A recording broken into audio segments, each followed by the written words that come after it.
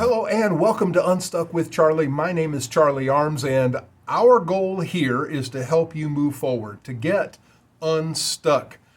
Today, I'm going to start a series of videos discussing difficult people, and we'll look at several types of difficult people in this video series. I want to help you manage your relationships and interactions with these people. And as always, we're here to give a Christian worldview and perspective on the topic. Well, today's difficult person is the passive-aggressive person. Well, what does that mean? What does a passive-aggressive person look like? Well, they're the type of person that appears to comply with your requests to your face. They appear to agree with you directly. They appear to go along with you in person, but usually they resist, and sometimes it's in subtle ways, and usually behind your back. This resistance can range from pouting to delayed vindictiveness. We all exhibit some passive-aggressive behaviors at some point, usually as children when it wasn't safe to openly rebel. As we mature, we should be learning better, healthier behaviors, such as setting boundaries and expressing your disagreements more openly. The Bible does not use the term passive aggression. It didn't really exist back in that day. But there are some character sketches of people in the Bible who exhibited passive aggressive traits and the results of that behavior. I want to give you a case example of King David's son, Absalom. You find his story in 2 Samuel. And in 2 Samuel 14, we read a little bit about how Absalom had murdered his brother Amnon. His father was King David, and he banished him from the kingdom. And even when he was allowed to return, David refused to have anything to do with him. But Absalom was full of pride and hated his father. He summoned Joab, the commander of King David's armies, to send a message to King David. When Joab twice refused the summons, Absalom set fire to his crops in the field. And then he began plotting to take the kingdom from his father. But he did so by pretending to have compassion and concern for the citizens. He hinted that his father was not attending to the needs of the people, and that if crowned king, he, Absalom, would see that their needs were met. Absalom's plan was actually working. It says in 2 Samuel 15 that he stole the hearts of the people of Israel. Passive-aggressive behavior and passive-aggressive people are possibly more dangerous than openly aggressive ones because we just don't see the attack coming. They do things behind the scenes. Passive-aggressive speech and behavior are cowardly ways of avoiding conflict. By pretending to be pleasant while inwardly seething with resentment, we fool ourselves into thinking we are peacemakers practicing self-control, right? In truth, we are communicating contempt and disapproval without having the courage to openly say so. There's an ancient Chinese proverb that says this, said, "Behind the smile is a hidden knife." You ever felt like you've been stabbed in the back, right? That's what passive-aggressive people do. Social media has turned passive aggression into an art form. We all know what it means when we are unfriended or unfollowed or blocked. Some find it easier to vent their frustrations on social media and then have private conversations with someone who has offended them. They'd rather do the social media than have that private conversation. However, what begins as passive aggression quickly mushrooms into bullying.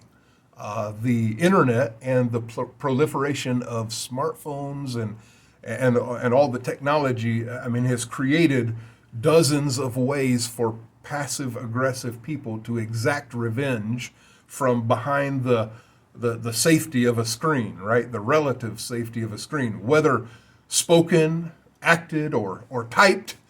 Passive aggressive responses are harmful and dishonest. We are pretending to be unoffended while secretly planning ways to get even. Leviticus 19:17 says this, says, "Do not harbor hatred against your brother. Rebuke your neighbor directly." Right? Don't do it secretly. Go to them directly, and you will not incur guilt because of him. The Bible instructs us to confront sin in a loving and humble way, taking someone with us if the offender will not listen. Matthew 18 gives great advice in this. We are to be ready to forgive and restore when someone repents. Passive aggression bypasses those critical steps in a relationship, the healthy steps in a relationship, and it goes directly to judgment. Rather than openly confronting the wrong and offering an opportunity to clear the air, passive aggressive people slide silently into the judge's seat. They devise subtle ways to get even. Passive aggressive traits are often well concealed. Sometimes we might not even be aware of them. We can identify behaviors that can suggest we are being passive aggressive by asking ourselves a few questions. One, do I imply guilt when someone has something I can't have? Here's an example. Someone says, "I love your dress. I wish I could afford something like that, but I have to take care of my mother." Well, that's passive aggression. Do I give backhanded compliments to mask my jealousy? Maybe something like, "Oh, your new house is cute," for a starter home, right? Do I make a point to ignore or behave coldly towards someone with whom I've disagreed? An example might be a person strikes up a conversation, but I keep checking my phone or glancing over the person's shoulder, right? Do I gossip about someone rather than address that person directly? Do I try to sabotage someone else's success when they have offended me, right? Something like, maybe, "I know you're on a diet, but I couldn't resist blowing my paycheck on this cake for you." Here's a cake. They're trying to sabotage you. Do I keep score and make certain that slights and snubs are kept even, right? Hey, she didn't invite me to her dinner last week, so I'm going to send my party invitations to everyone but her. Do I hide behind vague comments on social media, geared toward embarrassing, shaming, or even exposing someone that I haven't addressed face to face, right? These are all examples of passive aggressive behavior. So I want to talk to you about how you deal with a passive aggressive person. I want to tell you that the first thing you got to do is you got to meet it head on. You see, the key to a passive aggressive person is they like to do things in secret. They like to do things behind the scene. They like to do things behind your back. Well, the best way to deal with that is to address them directly. Go to them directly. Let them know you're not going to let it slide. Let them know you're not going to just overlook these comments or these behaviors, because if you do, they'll keep doing it. The key to dealing with a passive aggressive person is you have to confront them head on.